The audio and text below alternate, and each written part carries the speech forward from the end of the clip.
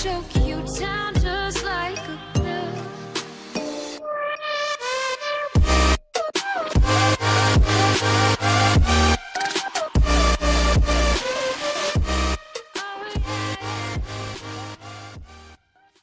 Hey guys and welcome back to Avengers। Marc Spector Moon Knight है जिसे moon God खोंसू से जादुई powers मिलती हैं। मून नाइट ने हाल ही में अपने पुराने साथी एवेंजर्स को धोखा दिया है, हर एक के साथ लड़ाई करके और उनकी पावर्स छीन कर, जिसकी शुरुआत उसने आयरन फिस्ट से की।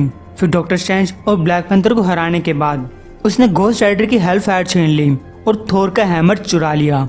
अब जब उसके पास काफी कुछ अवेंजर्स की पावर्स आ चुकी हैं, तो क्या मून नाइट और खोंसू इस वर्ल्ड को बचाने का प्लान बना रहे हैं या फिर इसे डिस्ट्रॉय करने का? आज इस एपिसोड के अंदर हम वही जानेंगे। कुछ हफ्तों पहले इजिप्ट नील नदी के किनारे एक सीक्रेट टेंपल मून नाइट को एक विजन दिखाई दिया और इसीलिए वो खोंसू का मुकाबला करने के लिए इस टेंपल में आ पहुंचा। वो यहाँ के मून प्रीस्ट के साथ लड़ रहा है और कह रहा है, क्या तुम्हें सच में लगा था कि तुम ये जगह मुझसे छुपा पाओगे? मैं तुम्हारे मून मैजिक को एक समुद्र पार से स्मेल कर सकता हूँ। मैं जानता हूँ कि तुम लोग किसी जादू का यूज करके उसे फिर से इस वर्ल्ड में ले आए हो। कहाँ है वो? तुमने उसे कहाँ छुपा के रखा है? प्रीस्ट कहते हैं, तुम धोखेबाज हो, झूठे हो, तुम नाइट लॉर्ड के सच्चे बेटे नहीं हो। मून नाइट ने कहा, मैं जानता हूँ कि उसी ने मेरे दिमाग के अंदर ये डर बैठाए हैं। उससे कहो कि मैं उसे उल्टा डर दिखाने आया हूँ। खोंसू को जाकर कह दो कि उसका फिस्ट आ चुका है। प्रीस्ट ने कहा, हाँ, तुम्हें विजन दिखाई दिए थे, सुपर हीरो शैतान के विजन, इस वर्ल्ड के तबाही के, council of red, the infinity requiem के, और इसी तरीके से खोंसू को भी यही विजन्स दिखाई दिए थे। और जो कुछ तुमने समुद्र पार से सुना, तुम्हारा गॉड एक वार्निंग देते हुए चिल्ला रहा था। मून नाइट कहते हैं, नहीं, ये उसकी कोई चाल है। वो हमेशा मेरे दिमाग के साथ खेलता रहता है। तभी से जब से मैं उसके पैरों के सामने मरा था, उसने मुझे फिर से जिंदा कर दिया ताकि मैं एक पागल गुलाम की तरह उसकी सेवा कर सकूं। लेकिन मैं पहले भी उसे अपने दिमाग से बाहर निकाल चुका हूं और आज मैं उसे दोबारा निकालूंगा। आज से सिर्फ मून नाइट अपने दिमाग के ऊपर कंट्रोल करेगा। तभी उसे एक कमरा दिखाई देता है। क्या वो यहीं छुपा हुआ है? प्रीस्ट ने कहा, तुम्हें जो दिखाई दिया वो हमारे गॉड का काम नहीं था। उसे भी ऐसे ही विजन्स दिखाई दिए थे। लेकिन गाइस, मून नाइट गेट खोलकर अंदर घुस जाता है। वो चिल्लाता है, खोंसू, मैं तुमसे कहा था कि मेरे दिमाग से दूर रहना। अब मैं तुम्हारी फिस्ट का यूज करके तुम्हारा सिर फोड़ दूंगा। लेकिन गाइस, मून नाइट को दिखाई दिया कि खोंसू चिल्ला रहा था। प्रीस्ट ने कहा, हमने तुमसे कहा था, गॉड ने भी उस डेविल के विजन्स देखे हैं और उन्होंने खोंसू को भी डरा कर रख दिया है। खोंसू डर में चिल्ला रहा है, अर्थ को खा रहे हैं, ये स्टार्स चिल्लाना बंद नहीं कर रहे, मैं ये सब नहीं देखना चाहता, कोई इसे रोको। अब तक खोंसू को सारे विजन्स दिखाई दे रहे हैं। वो स्पेक्टर से कहता है, स्पेक्टर प्लीज वो करो जो तुम यहाँ करने आए थे। अपने पूरे गुस्से से मेरे ऊपर हमला करो, मुझे मार दो, प्लीज स्पेक्टर, मुझे मार दो, इससे पहले कि वो यहाँ पे आए।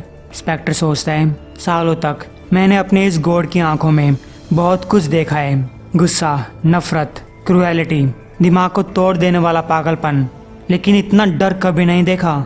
एकदम से मेरा खून इतना ठंडा हो गया जैसे कि मून की डार्क साइड। और तब खोंसू ने एक वर्ड बोला, एक ऐसा नाम जिसे मैं भली भांति जानता हूँ, उस कॉस्मिक बीस्ट का नाम, जिसकी वजह से मुझे वो सारे डर दिखाई दिए। मैं फिस्टो। और तब मैं जान गया था कि मुझे बहुत सारा काम करना है, बहुत सारा गंदा काम। प्रेजेंट में लॉस वेगस के अंदर मेफिस्टो अब भी वहीं पे कैद है। मून नाइट उसका नाम चिल्लाता हुआ अंदर आता है। उसने कहा, जो कोई भी चीज रात में ट्रैवल करती है वो मूनलाइट से नहीं बच सकती, यहाँ तक कि तुम भी नहीं मेफिस्टो। मुझे पता है कि तुम क्या प्लानिंग कर रहे हो, यह अभी खत्म होगा। मेफिस्टो ने कहा, अरे मैं तो अपना खाना खत्म करने की प्लानिंग कर रहा था।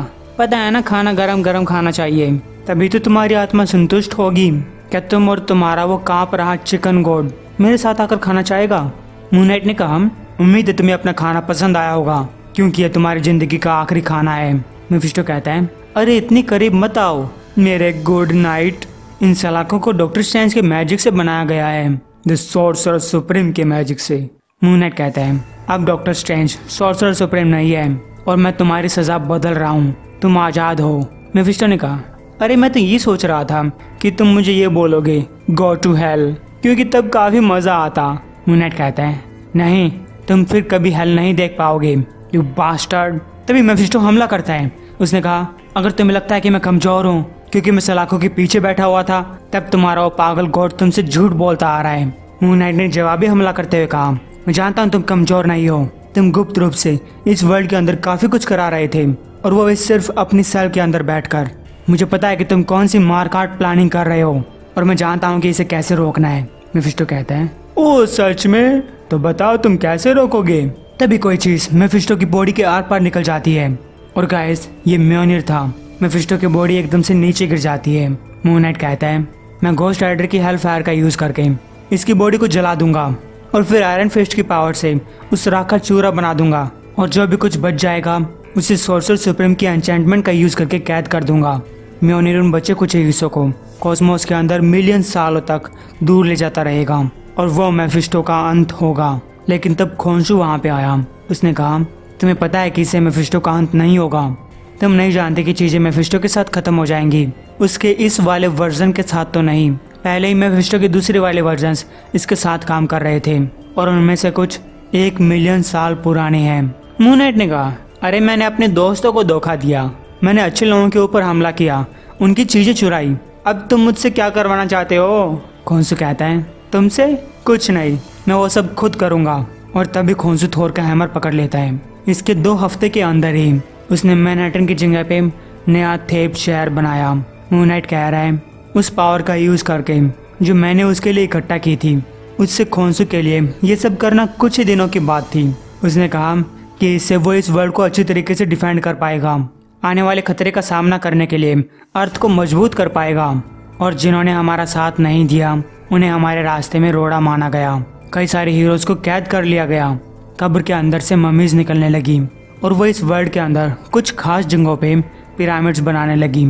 यहाँ हर टाइम रात रहती है, आसमान चंद्रमाओं से भरा पड़ा है, और एक थंडर की आवाज अब भी दबी हुई सी है, क्योंकि गाइस थोर अब भी उन्हीं मून्स के बीच कैद है। एज ऑफ खोंसू में आपका स्वागत है, उस वर्ल्ड में जो मैंने बनाया। ऐसे ही किसी एक पिरामिड के अंदर ब्लैक पैंथर को बंदी बना के रखा गया है। पिछले कुछ दिनों से इसे टॉर्चर किया जा रहा है। मून प्रेस्ट उससे कहते हैं, आज तुम झुकने वाले हो वकांडा के राजा। ब्लैक पैंथर ने कहा, मैं पहले से ही झुका हुआ हूँ, अपने गॉड को बुलाओ। प्रेस्ट ने कहा, यह कोई झुकना नहीं है, तुम प्रार्थना कर रहे हो भागने के लिए, लेकिन खोंसू के अलावा ऐसा कोई गॉड नहीं है जिससे तुम प्रार्थना कर सको। ब्लैक पैंथर ने कहा, तो यही मान लो कि मैं खोंसू के लिए प्रार्थना कर रहा हूँ, ताकि वो यहाँ पे आकर मुझे अपना चेहरा दिखा सके, बजाय कि वो अपने चमचों के पीछे छिपा रहे। प्रीस्ट कहते हैं, खोंसू तुम्हारे सवालों का जवाब नहीं देता एवेंजर, हालांकि तुम्हारे पास कुछ है जो उसे चाहिए, एक अद्भुत प्राचीन ताकत। अगर हम कितने लोगों को तुम्हें मिलकर पीटना पड़ेगा कि तब तुम उस ताकत को हमें सौंपोगे। हमारे गॉड को स्पिरिट ऑफ पैंथर चाहिए। ब्लैक पैंथर ने कहा, खोंसू को बुलाओ। प्रीस्ट कहते हैं, the fist, the eye of Agamotto, the hell fire और द हैमर, ये सब उसके पास है। कल हम 3 लोग तुम्हें पीटने आए थे, लेकिन आज हम 5 के पास चाबुक है, इनमें मून स्टोन्स लगे हुए हैं। लेकिन ब्लैक पैंथर कहता है, अपने गॉड को बुलाओ। प्रीस्ट ने फिर कहा, आखिर तुम अपना कितना खून बहाओगे इससे पहले कि तुम खोंसू को वो चीज दो? ब्लैक पैंथर कहता है, सारा का सारा। ये सुनकर प्रीस्ट गुस्सा हो गए। वो ब्लैक पैंथर को पीटने के लिए आगे ही बढ़ते हैं कि मून नाइट वहां आ गया। उसने कहा, रुको, आज मैं पैंथर की जांच करूंगा। तो प्रीस्ट मून नाइट को पैंथर के साथ अकेला छोड़कर बाहर चले गए। मून नाइट ने कहा, अगर तुम उन्हें वो चीज नहीं देते हो तो ये तुम्हें मार डालेंगे। तुम्हें अपनी पावर का सीक्रेट खोंसू को देना होगा। वर्ल्ड को बचाने का यही एक रास्ता है। ब्लैक पैंथर कहता है, स्पेक्टर, मैं जानता हूँ कि तुम बीच बीच में पागलों जैसी हरकत करते रहते हो, लेकिन मुझे नहीं पता था कि तुम एक बेवकूफ भी हो। तो ये मून नाइट ब्लैक पैंथर को पंच करता है। उसने कहा, क्या तुम्हें यह पंच एक बेवकूफ जैसा महसूस हुआ? ब्लैक पैंथर कहता है, कोई भी बेवकूफ पंच मार सकता है। उस समझदार इंसान का क्या हुआ जो ये जानता था कि पंच कब मारना है? मून नाइट कहता है, तुम उसी की तरफ देख रहे हो। ये वही इंसान है जिसने डेविल को मारा। तुम इस बात के ऊपर यकीन करना चाहते हो कि मेरा माइंड कंट्रोल किया जा रहा है, तो ये देखो मेरी आंखों के अंदर और बताओ मुझे कि तुम्हें क्या दिखाई दे रहा है। ब्लैक पैंथर ने कहा, मुझे डर दिखाई दे रहे हैं, ऐसे कॉस्मिक डर जो तुमने अभी तक किसी को नहीं बताए। मून नाइट कहता है, मुझे भी यही सब दिखाई दिया था। ये मेफिस्टो का काम है या फिर उसका होता, और इसीलिए वो अब मर चुका है। ब्लैक पैंथर कहता है, तो अब खोंसू हेल की गद्दी पे बैठेगा और अब मेफिस्टो के इरादों को पूरा करेगा, अर्थ पे हेल लाएगा। मून नाइट ने कहा, ये हेल नहीं है, ये मुक्ति है। हमारे पास सिर्फ यही मौका है। मेफिस्टो अकेले काम नहीं कर रहा था। मैं जानता हूँ कि तुम ये बात जानते हो, किसी को नहीं पता हो, लेकिन तुम ये बात जरूर जानते हो। ये खतरा भी टला नहीं है और तुम उसे नहीं रोक पाते। मैंने देखा था, उन विजन्स के अंदर देखा था। अवेंजर्स हार चुके थे, उनका कोई नामो निशान नहीं था। मैंने वो किया जो करना जरूरी है और अभी बहुत कुछ करना बाकी है। हमारे साथ आ जाओ, अपनी पावर को हमारी पावर्स के साथ मिला लो, या फिर तुम ये चाहते हो कि मैं उन प्रीस्ट को वापस बुला लूं? ब्लैक पैंथर पूछता है। क्यों, क्या तुम्हें खुद चाबुक मारने से डर लग रहा है? मून नाइट ने कहा, अगर मुझे तुम्हें मारना होता तो मुझे एक चाबुक की जरूरत नहीं पड़ती।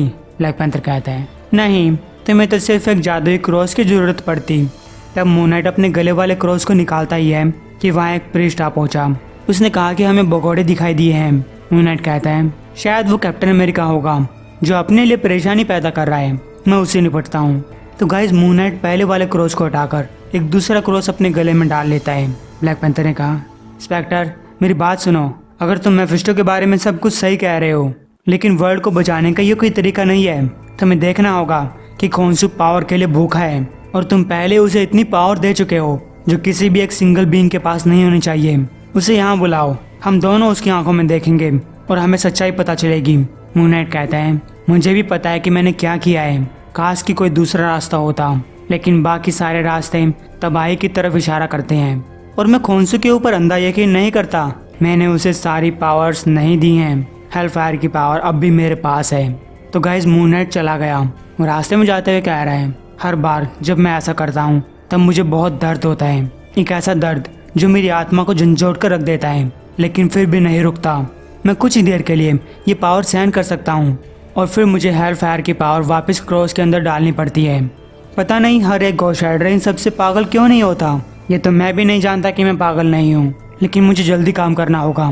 हालांकि स्पीड की कोई दिक्कत नहीं है क्योंकि मैं हूँ फिस्ट ऑफ वेंजेंस। उधर प्रीस्ट और भी संख्या में वहाँ पे आ गए। उन्होंने ब्लैक पैंथर से कहा, तुमने हमारे सवाल का जवाब नहीं दिया, आखिर हम कितने प्रीस्ट तुम्हें पीटे इससे पहले कि तुम उस पावर को सौंप दो? ब्लैक पैंथर कहता है, 50। तभी उसने बेड़ियां तोड़ दी। मुझे 50 प्रीस्ट लेकर आओ और उनमें से हर एक अपने गॉड के सामने भीख मांग रहा होगा। तो गाइस ब्लैक पैंथर उन प्रीस्ट को पीटने लगता है और उन प्रीस्ट को अपनी नानी याद आने लगती है। और अगर आप लोग दीवार की तरफ देखें तो यहाँ पे 7 साइन बने हुए हैं, जिनमें से पहले वाले का मुझे पता नहीं। बाकी सोर्सर सुप्रीम, कुनलुन के ड्रैगन और घोस्ट राइडर की पावर्स इनके पास आ चुकी है, जबकि स्टार ब्रांड, ब्लैक पैंथर और फिनिक्स की पावर बची हुई है। वहीं सहारा डेजर्ट के अंदर आयरन मैन ने एक बेस बना रखा है जहाँ पे कैप्टन मार्वल और आयरन मैन मौजूद है। तभी उन्हें धरती का हिलना महसूस हुआ और रेत के अंदर से ममीज बाहर निकलने लगी। टोनी कहता है, उड़ने के लिए तैयार हो जाओ, उन्होंने हमें ढूंढ लिया फिर से। आखिर वो हर बार हमारा पता कैसे लगा लेते हैं? शायद उन्हें आयो फगामोटो की मदद मिल रही होगी। कैप्टन मार्वल ने कहा, अब की बार तुम्हारी बारी है, तुम इस बच्ची को ले जाओ। टोनी ने कहा, मैं तुम्हें छोड़कर नहीं जाऊंगा कैरोल। कैप्टन चिल्लाई, तुम्हें जाना होगा, तुम्हें यहाँ से बाहर निकलना होगा टोनी। टोनी कहता है, नहीं, हम इस फैमिली को नहीं बिखरने देंगे। तो कैप्टन मार्वल चिल्लाई, मैं तुम्हें आखिरी बार बता रही हूँ, हम एक फैमिली नहीं है। तो टोनी उस बच्ची से बोलता है, उसकी बात मत सुनो ब्रांडी, मम्मी और डैडी दोनों तुमसे बहुत ज्यादा प्यार करते हैं। कैप्टन मार्वल ने कहा, अगर मैं जिंदा बच गई ना तो मैं तुम्हारा कत्ल कर दूंगी। टोनी कहता है, वेल हमें जिंदा बचना ही होगा। पैंथर उनके पास कैद है, थॉर और घोस्ट राइडर को रास्ते से हटा दिया गया है और इतने हफ्तों में हमारा किसी से भी कांटेक्ट नहीं हो पा रहा है। जहाँ तक हम जानते हैं हम आखिरी एवेंजर्स हैं और हम में से एक ने अपनी पैंट में पोटी कर दी है। तो गाइस ये एपिसोड तो यहीं तक था। उम्मीद आपको पसंद आया होगा। एम करते हैं 1100 लाइक्स के लिए, उम्मीद आप जल्दी पूरा करवा देंगे।